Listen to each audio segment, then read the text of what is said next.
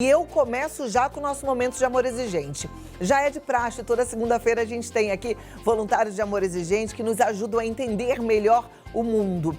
Eu digo mundo porque quando a gente pensa em amor exigente, pensa rápido em dependência química, mas é um grupo de qualidade de vida, que antes de qualquer coisa nos ajuda mesmo a lidar com todas as dificuldades, com as decisões, né? O nosso jeito de estar e pertencer a esse mundo. Então hoje, falando de família, eu tenho certeza que vai te ajudar também, mesmo que, se Deus quiser, você não tenha nenhum problema com dependência química. Eu estou com o diretor Miguel Tortorelli e via Skype vou conversar com o conselheiro regional de Porto Alegre, Cláudio Lugo. Seja muito bem-vindo, meu amigo.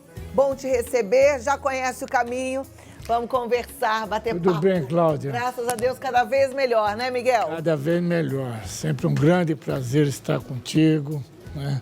Você abrindo esse espaço, principalmente para você que está em casa. Aproveite, sempre com dicas fantásticas para aqueles que têm já familiares com a dependência química. Mas nós precisamos chegar antes, né, Cláudia? Temos que chegar antes. Para quem não tem esse problema em casa, o grupo de prevenção é maravilhoso. Olha, para que você não tenha problema, estar no grupo é maravilhoso. Para a turma da melhor idade, sempre é tempo também. Então vem ficar juntinho porque vai ser muito bom. A gente vai já chamar o Cláudio Lugo, mas o tema de hoje eu achei muito interessante. Família que coopera, previne recaídas. Você tem uma filha dependente química, limpa há tantos anos, uma bênção, graças a Deus. Graças a Deus. Mas a família tem que fazer a sua parte, né? O que é uma família que coopera, Miguel? Então, nós tivemos essa graça de Deus que a nossa filha se recuperou. Nós passamos por muitos problemas, mas nós sempre acreditamos, Cláudia, que ela teria condições de sair disso, né? Nossa filha morou nas ruas. Então, o pessoal fala, mas sempre tem alguma coisa maior daquilo que o nosso vizinho passou. Mas nós acreditamos, nós levamos nossa filha para o amor exigente, né, há 23 anos atrás. Mas ela recaindo, continuando no uso, nós continuamos frequentando o amor exigente. É isso que nós falamos que você deve fazer, até que nós conseguimos. Ela vai fazer 8 anos limpa. Coisa maravilhosa. E foi realmente para nós e para ela principalmente, né? Então hoje ela luta também com as pessoas que têm a dependência, indicando para frequentarem um grupo, conversando, levando essa mensagem, porque nós precisamos disso. Isso é maravilhoso, gente. E olha, a família, o Miguel, aliás, amores, a gente sempre fala, né? Persista, insiste, nunca desista. A família realmente não pode desistir, né? E cooperar é isso, é estar no grupo, é aprender a lidar com as suas compulsões, com as suas dificuldades. Porque às vezes a gente pensa que compulsão é só quem usa uma determinada droga, né? O que bebe. Não, às vezes a gente tem uma compulsão pelo filho. É verdade. Às vezes o nosso vício é o filho. A gente vive para cuidar, para amparar, para proteger, para não deixar o coitadinho se machucar e o coitadinho já tem 50 anos. Né? E o pior é que nós continuamos atendendo essas pessoas, Cláudia. Outro dia atendi uma senhora que tem um filho com 50 anos, justamente nessa linha que você estava falando. Ai, mas ele fez isso, ele precisa daquilo, a senhora precisa viver a sua vida. Vive a sua vida, ele vai seguir o caminho dele, ele precisa realmente viver a vida dele. Enquanto tiver alguém que fica lá, o que você precisa, vem aqui, tá? No Amor Exigente eu aprendi uma frase muito linda, né? Quando a gente faz pelo outro aquilo que o outro é capaz de fazer, a gente humilha o outro. Né? Seu amor sem exigência humilha. É verdade. Vamos chamar o Cláudio? Cláudio Lugo, lá de Porto Alegre, está aqui no Skype. Seja muito bem-vindo. Boa tarde, Cláudio. Boa tarde, família. Muito obrigado. Obrigado pela oportunidade. Você vive numa família que coopera? Você é quem coopera na sua família? Quem recebe a cooperação? Me conta um pouquinho a sua história. Sabe que eu vivi essa experiência, sim, na minha vida. Tive a felicidade de ser criado e educado, né, por pais que estavam muito em casa, eram muito presentes. E numa outra época, né? Uma outra época, 60 anos atrás, a gente fazia muitas coisas com as mãos. Então eu tive a oportunidade de aprender fazendo junto com o meu pai, junto com a minha mãe. A gente fazia as coisas, então a gente se sentia que crescia, que se tornava maior pelo que já era capaz de fazer.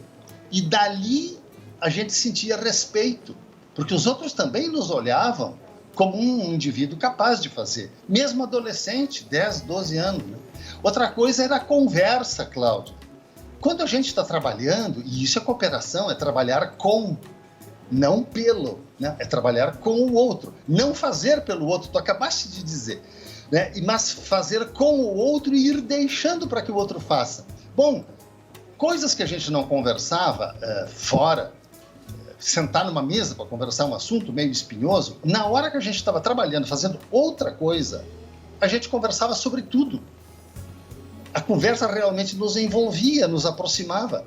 Outra coisa era perceber que a gente tinha dotes, dons, talentos, e que, portanto, eu não precisava me esconder, ser preguiçoso, eu podia me oferecer, fazer, e eu aprendi a dizer uma frase: eu não sei fazer, mas se tu me ensinar, eu sou capaz de aprender. Com isso, a gente cresce em autoestima.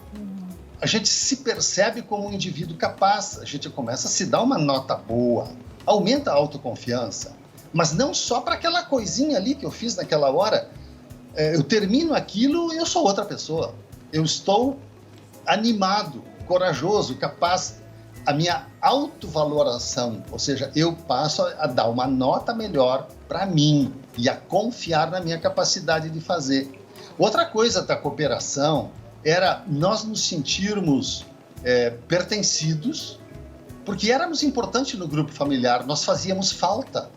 Nós éramos um membro, eles se lembravam da gente, nós não estávamos abandonados, atirados. Não era só a mãe que lavava a louça, porque ela sabia fazer, ela dava oportunidade para que a gente também lavasse. Começamos lavando as canecas de alumínio, porque não quebravam, até um dia a gente conseguiu lavar as taças de cristal. Ou seja, a gente, depois de fazer alguma coisa, a gente olhava para aquilo e a gente se enxergava naquilo que a gente fez. Isso eu levei para o meu estudo, para a faculdade, para a universidade, quando eu morei sozinho. Eu comecei a ver... Agora, 50 anos, 60 anos depois, que eu comecei a ver o quanto aquilo me ajudou na minha atitude, na minha postura diante do mundo. A coragem de fazer, não ter medo de assumir. E outra, a alternância de responsabilidades. Quando alguém deixava para mim fazer, eu não caía em pânico, desesperado. Eu sabia que a qualquer momento eu ficaria sozinho e eu iria fazer. Eu ia ter que dar conta do recado.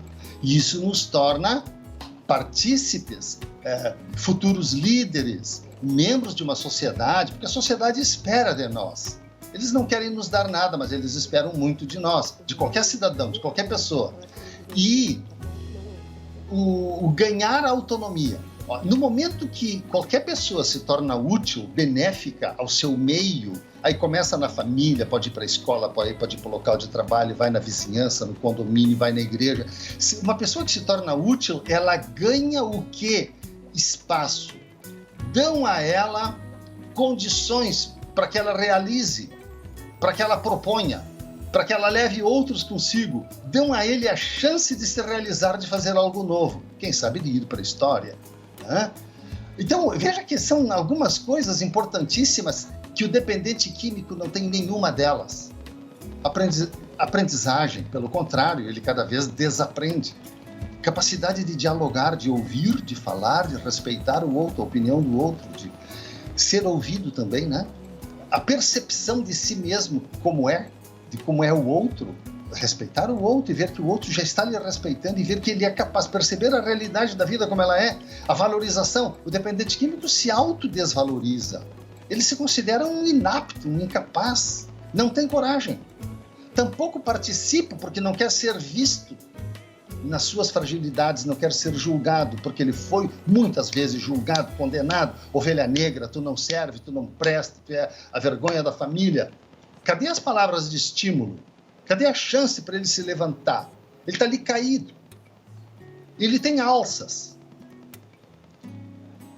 E cabe, então, no clima de uma família que coopera, os outros vão pegando nas alças dele, né? Desculpe a figura como alça de caixão, não é isso que eu quero dizer, ele não está morto, mas vamos levantá-lo. Os americanos dizem bootstrap, ou seja, é possível eu me levantar puxando os cordões da minha bota?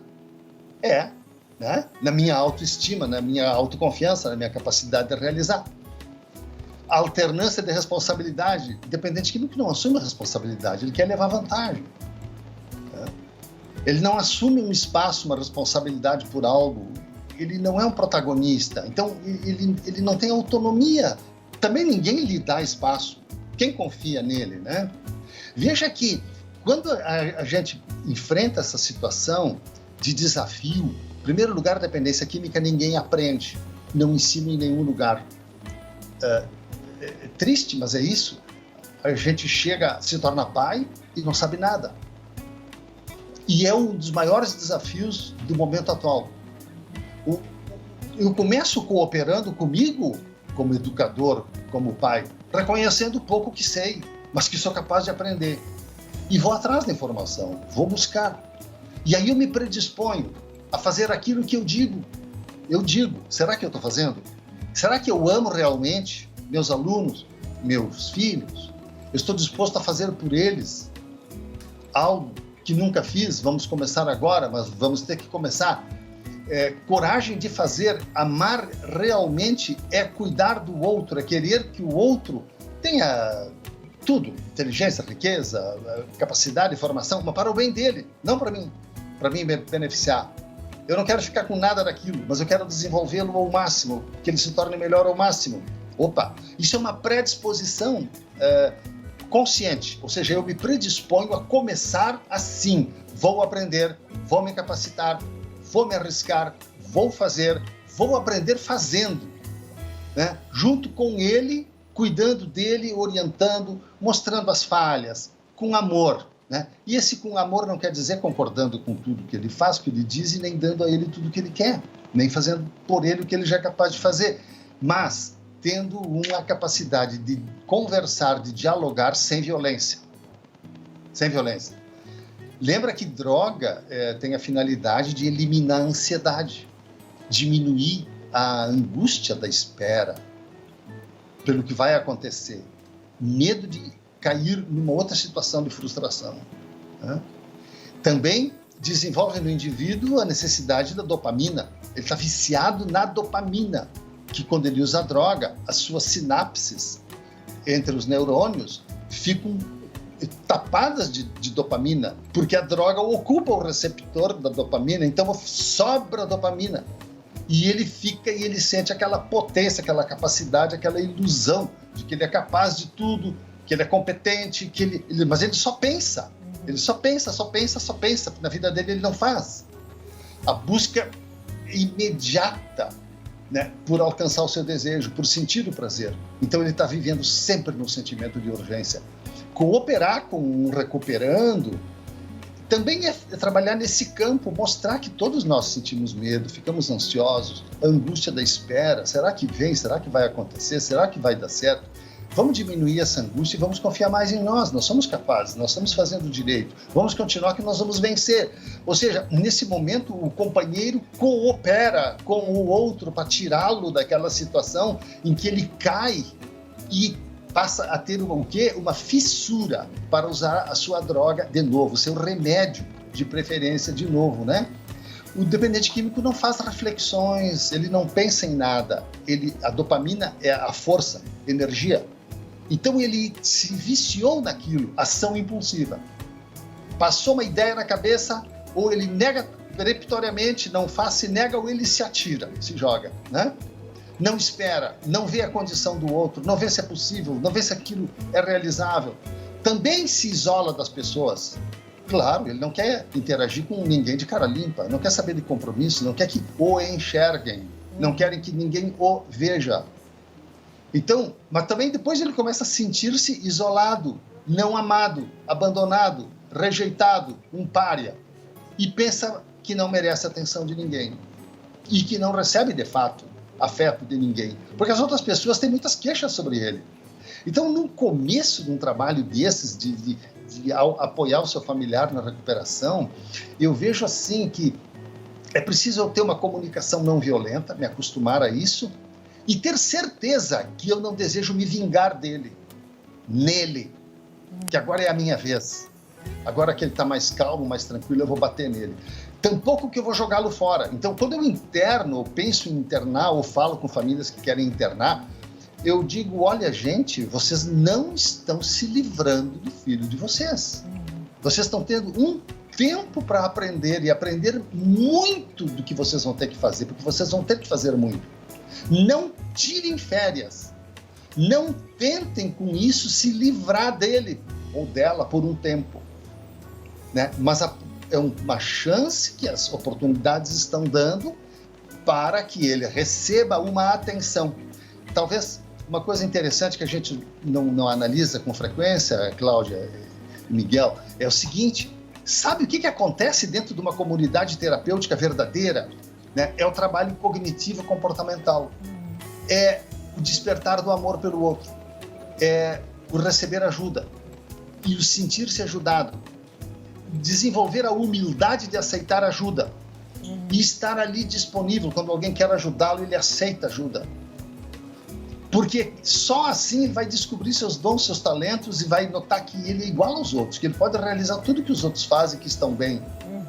Dentro de uma comunidade terapêutica, se desenvolve um amor fraterno. E é muito curioso, o dependente químico sai da comunidade terapêutica e ele se refere àqueles que estavam lá como seus verdadeiros irmãos. Aqueles é que entendem ele. Aqueles são os únicos capazes de ajudar. E ele olha para a família com aquele olhar de decepção. De novo, essa gente. Vou ter que viver com eles aqui fora agora. E não acredita que a família seja capaz de se tornar dele um irmão também.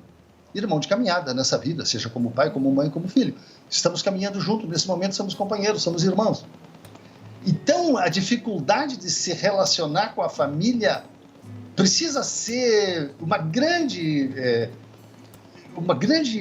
correção que a família faz e se prepara para fazer, aprendendo como cooperar. O casal começa a cooperar consigo mesmo, a conversar, a combinar, a cumprir o que combina, a mudar comportamentos, ambos, um observando o outro, ajudando a corrigir o outro com amor, sem briga, sem julgamento, sem condenação, sem diminuir o outro, sem dizer, pá, mas de novo, fulano, mas de novo. Pô, de novo é uma expressão que ofende, que bota o cara lá embaixo, quer dizer, pô, todo o esforço que o cara fez não deu em nada.